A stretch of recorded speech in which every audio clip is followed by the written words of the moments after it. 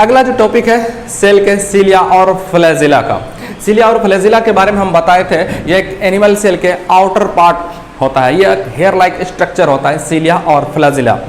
सीलिया छोटे बाल नुमा संरचना होता है, जो छोटे बाल होते हैं, बाल नुमा होते, बाल होते नहीं है, बाल नुमा होते हैं, जो छोटे बाल नुमा होते हैं वो होते हैं सीलिया, और जो बड़े बाल नुमा होते हैं वो होता है फ्लैजिला। ये करता क्या है, ये सेल को गति प्रदान करने में, गति प्रदान करता है, गति प्रदान करता है या फिर गति प्रदान करने में मदद करता है, एक ही चीज़ है।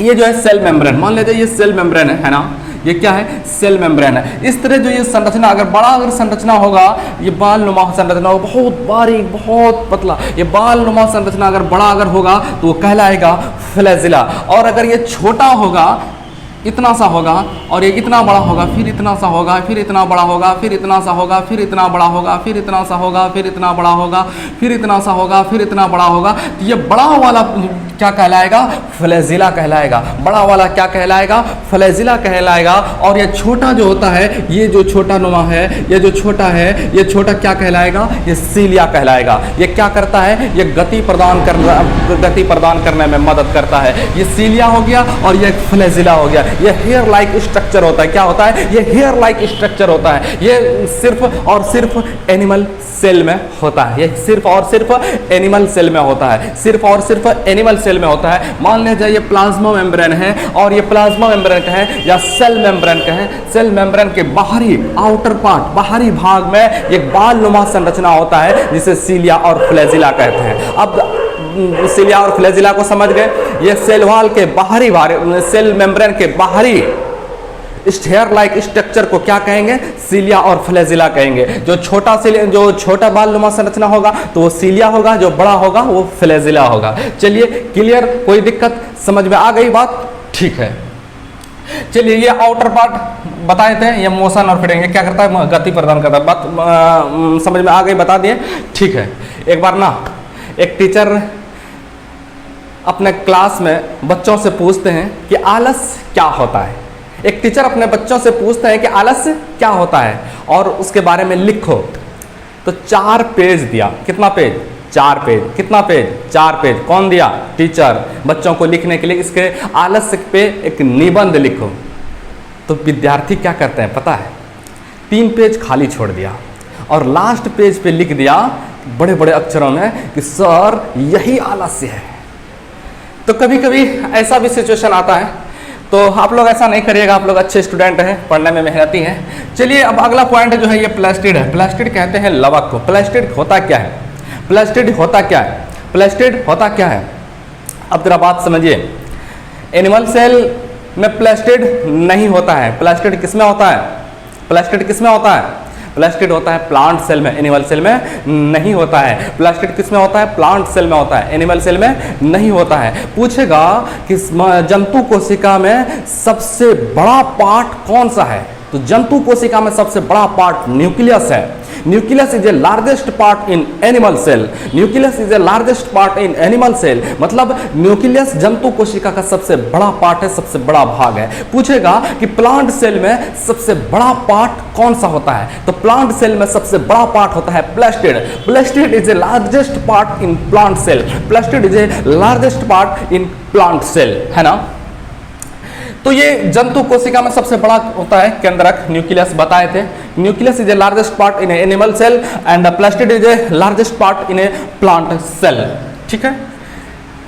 अब जरा देखिए प्लास्टिड होता क्या तरह का है। प्लास्टिड 3 तरह का होता है। कितना तरह का प्लास्टिड होता है, 3 तरह का। प्लास्टिड कितना तरह का होता है, 3 तरह का। प्लास्टिड किसमें होता है, प्लांट सेल में। प्लास्टिड किसमें होता है, प्लांट सेल में। कितना तरह का, 3 तरह का। कौन कौन, क्लोरोप्लास्ट, पहला होगा क्लोरोप्लास्ट, दूसरा होगा ल्यूकोप्लास्ट और तीसरा होगा क्रोमोप्लास्ट।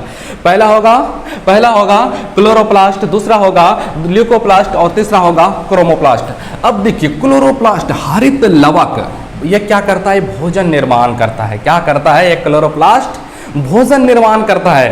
भोजन निर्माण करता है कब, जब पेड़ पौधे जब हरा होते हैं, हरित लवक जब हरा होते हैं उस समय क्या करते हैं, भोजन निर्माण करते हैं, भोजन बनाते हैं। भोजन कई जगह से, पेड़ के बारे में जब पूरा डिटेल से पढ़ेंगे तो इसके बारे में और भी बताएंगे कि कैसे कैसे भोजन बनाता है। ये भोजन क्या करता है, बनाता है कौन, क्लोरोप्लास्ट। कैसे भोजन बनाता है ये आगे हम डिटेल से पढ़ेंगे। कौन भोजन बनाता है? क्लोरोप्लास्ट।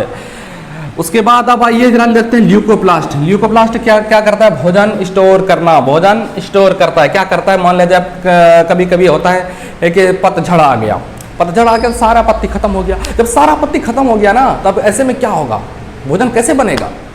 तो ये जो क्लोरोप्लास्ट जो भोजन बनाया हुआ था, वो भोजन स्टोर करता है, स्टोर करके रखता है। कौन स्टोर करके रखता है? ये ल्यूकोप्लास्ट स्टोर करके रखता है।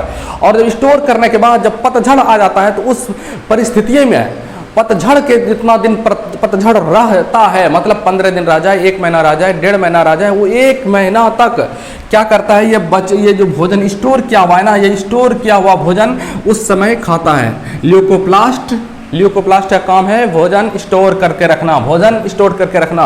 ल्यूकोप्लास्ट का काम है भोजन स्टोर करके रखना। क्लोरोप्लास्ट का काम है भोजन निर्माण करना, और ल्यूकोप्लास्ट का काम है भोजन स्टोर करके रखना। और क्रोमोप्लास्ट को आप जरा देख लीजिए, ये क्रोमोप्लास्ट रंग प्रदान करता है। क्रोमोप्लास्ट क्या करता है? रंग प्रदान करता है। पूछेगा कि प्लास्टिड कितना तरह का होता है? तो प्लास्टिड 3 तरह का। कौन कौन?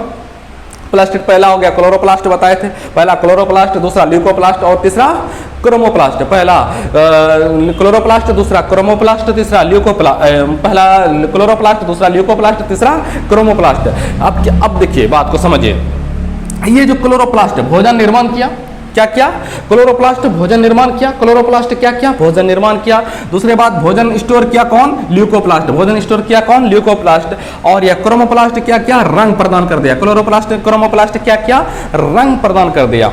अब जरा देखिए, गाजर का लाल रंग किसके कारण होता है? तो यह होता है कैरोटीन के कारण। किसके कारण होता है? कैरोटीन के कारण होता है। गाजर का लाल रंग कैरोटीन के कारण होता है। चुकंदर का रंग किसके कारण होता है? विटामिन के कारण। चुकंदर का रंग पूछेगा किसके कारण होता है? चुकंदर का रंग लाल रंग किस कारण से होता है? तो उसका जवाब हो जाएगा विटामिन के कारण। किस कारण से होता है? विटामिन के कारण। अब पूछेगा टमाटर का रंग किसके कारण होता है? टमाटर का लाल रंग लाइकोपेन के कारण होता है। टमाटर का लाल रंग लाइकोपेन के कारण। टमाटर का लाल रंग लाइकोपेन के कारण। पूछेगा फलों का पीला रंग किसके कारण होता है? तो ज़ेंथोफिल के कारण। फलों का पीला रंग किस कारण से होता है? तो फलों का पीला रंग ज़ेंथोफिल के कारण होता है। फलों का पीला रंग ज़ेंथोफिल के कारण होता है। एक टीचर एक क्लास में बच्चों से कहते हैं कि प्रार्थना अगर सच्चे दिल से अगर किया जाए, प्रार्थना अगर सच्चे दिल से किया जाए तो प्रार्थना पूरी होती है, सफलता मिलती है, सफल हो जाता है। एक विद्यार्थी बड़ा शरारती था। विद्यार्थी कहता है कि सर रहने दीजिए, ये सब बात मत बोलिए। क्या क्यों?